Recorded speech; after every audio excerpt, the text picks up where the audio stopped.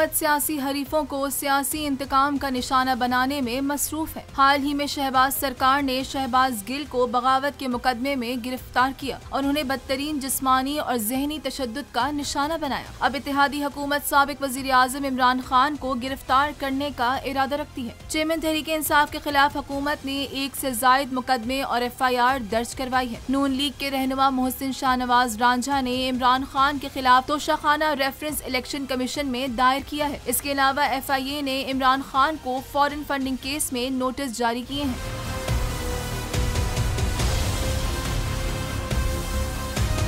दूसरी जानिब इमरान खान के खिलाफ दहशतगर्दी की दफात लगाकर FIR दर्ज की गई है। गुज़िश्ता रात हुकूमत इमरान खान को गिरफ्तार करने का इरादा बना चुकी थी। इस्लामाबाद पुलिस की भारी नफरी इमरान खान की रिहाइशगाह के बाहर मौजूद थी।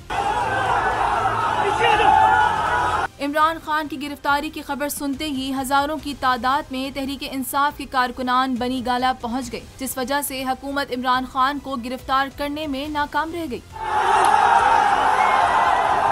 आज ही इस्लामाबाद हाई कोर्ट ने इमरान खान की जमानत कबल गिरफ्तारी की दरख्वास्त पर उनकी 3 रोजा हिफाजती जमानत मंजूर कर ली। Senior anchor person Kamran Shahid का कहना था कि इमरान खान की गिरफ्तारी के सख्त नताइज साबित हो सकते हैं।